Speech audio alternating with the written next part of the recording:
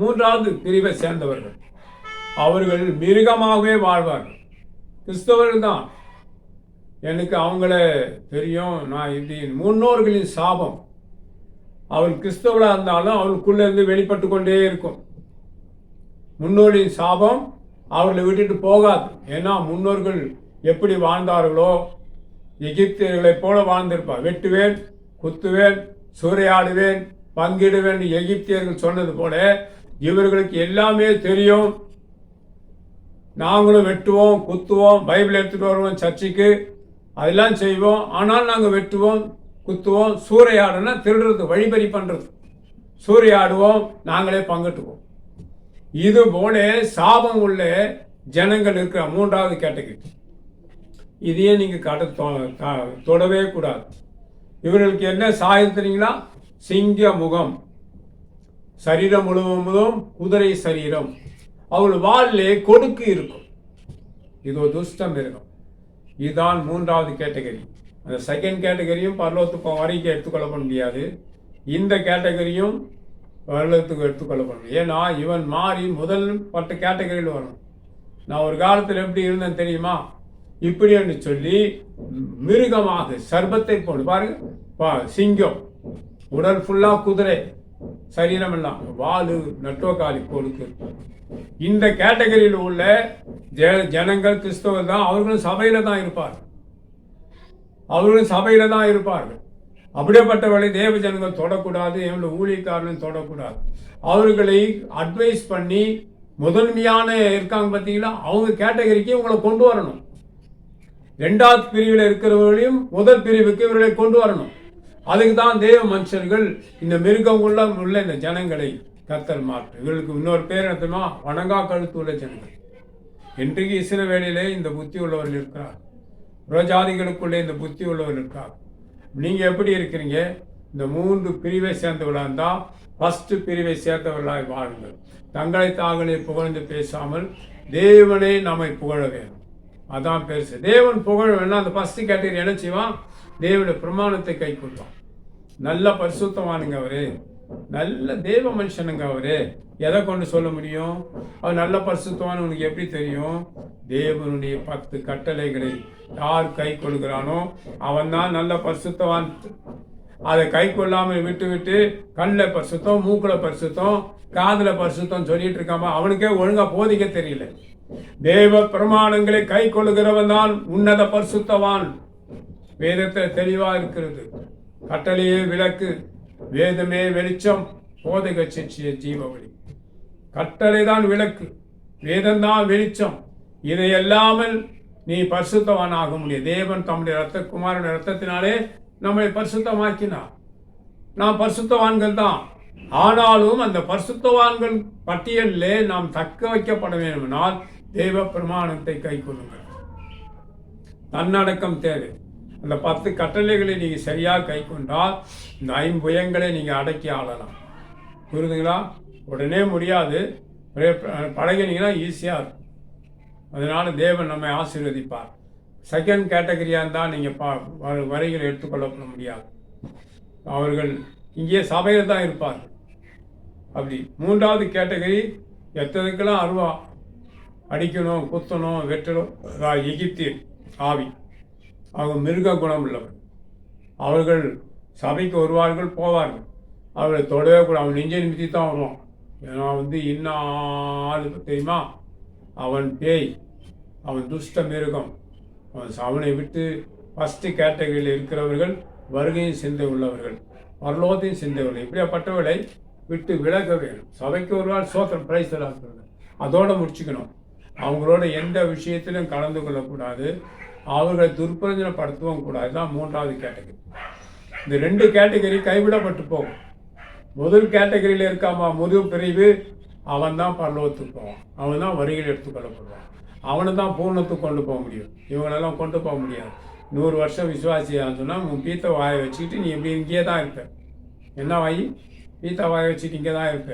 எனக்கு அந்த பரிசுத்தவானை தெரியும், இந்த ஊழியக்காரர் தெரியும், அவரை தெரியும், என்ன கோத்து விடுறது, சிண்டு முடிச்சு விடுறது. நீயே ஒரு பெரிய பேய், நீ சபையில தான் இருப்ப, ஆனால் நீ பரலோகத்துக்கு போக போகிறது இல்லை. அது உனக்கே தெரியாது. உன் கண்ணில் உள்ள பெரிய உத்தரம் இங்கே இந்த கண்ணில் இருக்கு, இந்த கண்ணில் இன்னொருத்தனுக்கு துரும்பு இருக்கு. உன் கண்களில் உத்தரத்தை நீ பெருசா என்னாமே இன்னொருத்தன் கண்ணில் துரும்பு இருக்குன்னு அதை பெருசா பேசுறியே. உன் நிலைமை எவ்வளோ பரிதாபத்துக்குரியதா இருக்கிறது. நீ இன்னைக்கு செத்தா பரலோகத்துக்கு போயிருவியா? போக மாட்டேன். இப்படி இந்த 2 கேட்டகரியில இருக்கும். 4வது ஒரு கேட்டகரியை பத்தி உங்களுக்கு சொல்லுகிறேன். நல்ல அந்த ஒரு வசனத்திலே முடிஞ்சிடும். அன்பானவர்களே, கற்பெருமை உள்ளவர் 4வது கேட்டகரி என்னன்னா, அது பாகாலி ஜனங்கள், உபாய தந்திரங்களை கொண்டு பிழைக்கிறவர்கள், உபாய தந்திரங்களை கொண்டு வாழ்கிறவர்கள். அவன் ஊழியம் செஞ்சாலும் எந்த துறைகளிலே அவன் இருந்தாலும் அவன் உபாய தந்திரத்தை கொண்டு வாழ்கிறவன்.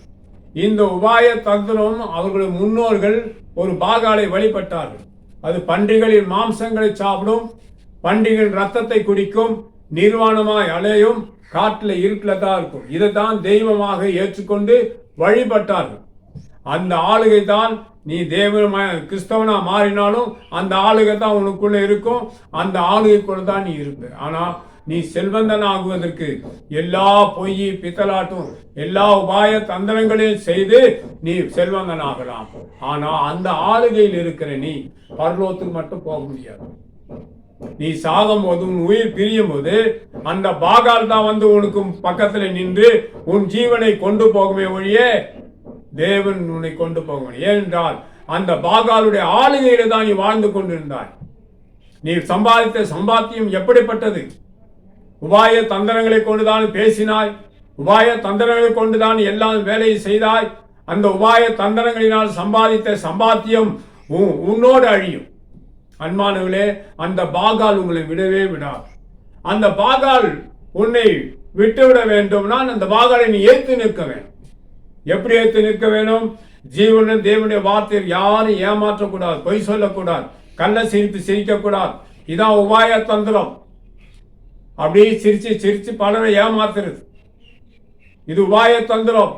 எந்த துறைகளில் இருந்தாலும் உபாய தந்திரம் அந்த பாகாலுடையது. அதான் உங்களுக்குள்ளே இருக்கும். உன் வயிற்றில் இருக்க பிள்ளைக்குள்ளவே அந்த பாகாலின் ஆளுகை இருக்கும். அவர் கிறிஸ்தவனா வாழ்ந்தாலும் அது அவர்களை விட்டுட்டு போகாது, நல்ல விதமாக முன்னேற மாட்டார். சிலர் சொல்லி கேட்டு, கர்த்தர் உங்களை ஆசீர்வதித்திருக்கிறார். கர்த்தர் உங்களை ஆசீர்வதிக்கலையா? உன் பாகால் தான் எல்லா உபாய தந்திரங்களையும் உன் வாழ்க்கையில கொடுத்திருக்கிறது.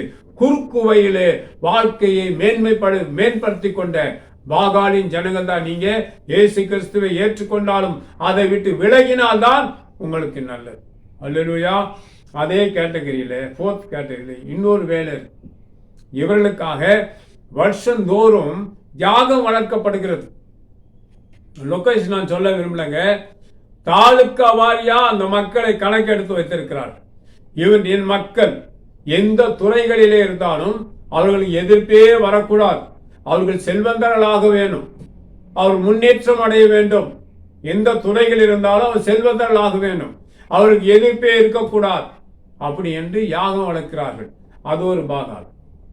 பிரிவானுகளே, இந்த 2 பாகால்களின் உள்ளதான் அந்த பிரிவினர் அடங்கி இருக்கிறார்கள். அந்த பாகால்கள் தான் இவர்களை ஆண்டு கொண்டிருக்கிறார்கள்.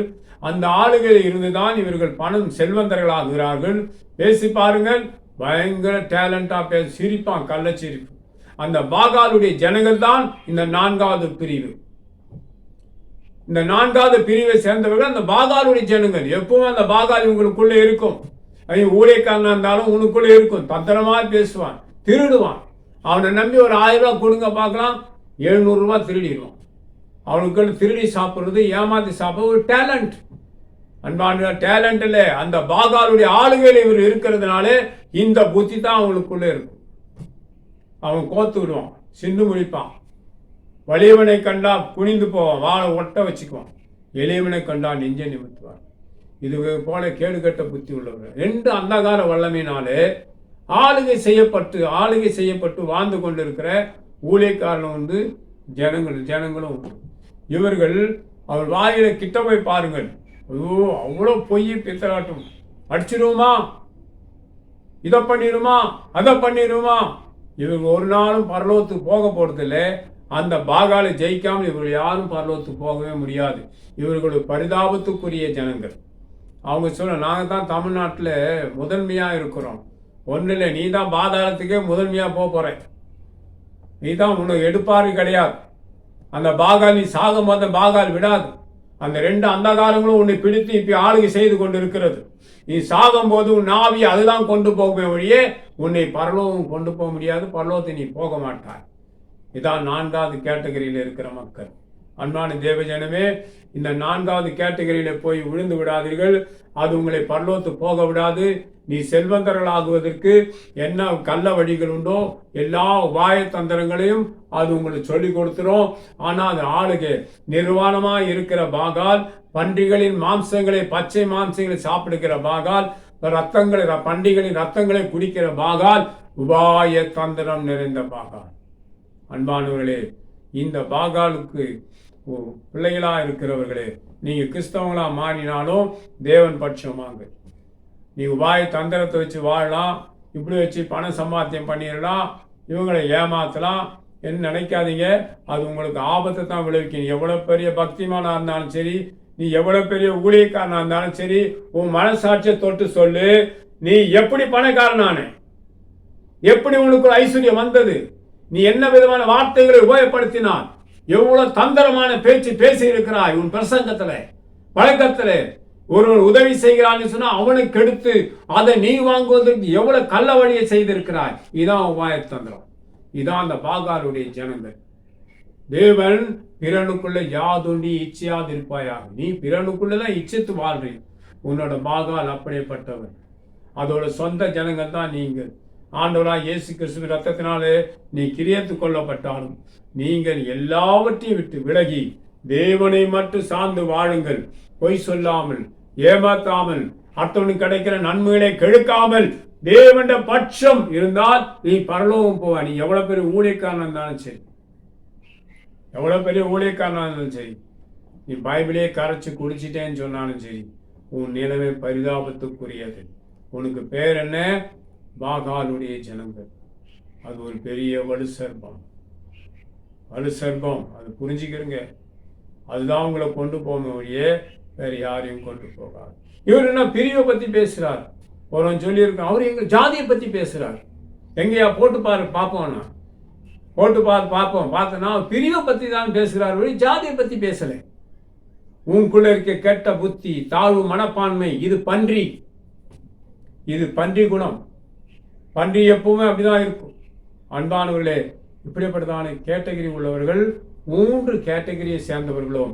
முதல் கேட்டகரியை சேர்ந்த தேவனை மாற்றி நம்பி வாழ்கிற, எந்த மேன்மை தங்களை தாங்களே எந்த மேன்மை பாராட்டுதலுக்கும் ஒப்பு கொடுக்காமல் தேவனை மேன்மை பாராட்டி தேவ சமூகத்தை தன்னை அர்ப்பணித்து ஆண்டவரே தஞ்சம் என்று வாழ்கிற அந்த பரிசுத்தவான்களோடு கூட நீங்க சேர்ந்து வந்தால் தேவன் உங்களை கைவிடவே மாட்டார். நீங்க காலமெல்லாம் அந்த உபாய தந்திர அந்த பாகாலுடைய வருஷம் யாகம் வளர்க்குறாங்க. லொகேஷன் நான் சொல்ல விரும்பல. வருஷம் கருப்பு கிடா வெட்டுறான், கருப்பு கோழி வெட்டுறான். எங்க ஆட்கள் செல்வந்தர்கள் ஆகணும், எந்த துறையில இருந்தாலும்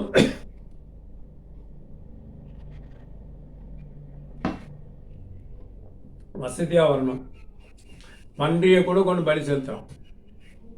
செலுத்தி தன் இனத்தாரை பெரிய ஜாதி ஆக்கணும், பெரிய செல்வந்தர்கள் ஆக்கணும். நீ அதை நினைப்ப நடக்கும். ஏன்னா உன் பாகால் அதை கொண்டு வரும். தேவன் உனக்கு உதவியா இருக்க மாட்டான். தேவன் ஒரு நாள் உதவியா இருக்க மாட்டான். நீ தேவனை சார்ந்து வாழ்றதில்லை, பாகாலை சார்ந்து வாழ்கிறார். உன் ஜனங்கள் பாகாலை சார்ந்து வாழ்கிறார்கள். அன்பானவர்களே, முதல் கேட்டகரியில் இருக்கிற மக்களை பாருங்கள். அந்த கொரிந்தியர் 10ஆம் அதிகாரம் அந்த வசனத்தை படிங்க மறுபடியும். தன்னைத்தான் இவர்கள் புகழ்வார்கள், உத்தமன் அல்ல.